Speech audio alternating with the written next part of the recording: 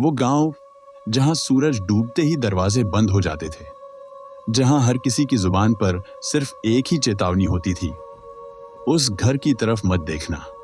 उस घर का नाम था चौधरी का खंडहर, जो पिछले 26 सालों से बंद था।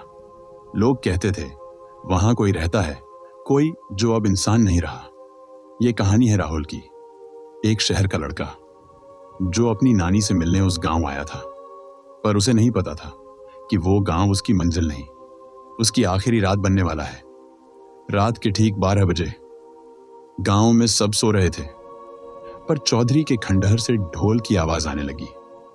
कोई गा रहा था, तेरा इंतजार था, अब तू आया है। राहुल ने खिड़की से झांका और जो उसने देखा, उसकी रूह कांप गई। वहां एक लड़की खड़ी थी, सफेद साड़ी में, बिना आंखों वाली, लेकिन उसके चेहरे पर एक अजीब मुस्कान थी, ऐसी जो सीधा आत्मा में उतर जाए। राहुल को सपना आया कि कोई उसके ऊपर बैठा है, उसका गला दबा रहा है।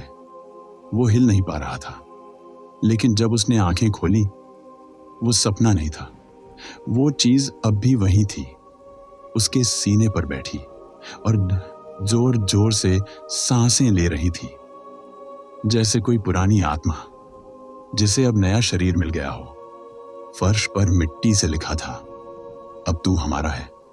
गांव में बिजली गुल हो गई थी, पूरा अंधेरा, लेकिन चौधरी के खंडहर में एक दिया जल रहा था। राहुल की आंखें उस रोशनी की तरफ खींचने लगी। वो चला गया, धीरे धीरे, मानो उसके पांव किसी और के इशारों पर चल रहे हों। जैसे ही वो अंदर गया, दरवाजा खुद ब खुद बंद हो गया और फिर किसी की आवाज आई, तेरी हड्डियां अब इस दीवार में चुनी जाएंगी। सुबह जब गांव वालों ने ढूंढा तो वो घर खुला मिला, लेकिन अंदर कोई नहीं था। बस दीवार पर एक ताजा सीमेंट की परत थी और उस पर किसी ने उंगलियों से लिखा था, एक और आत्मा मिल गई।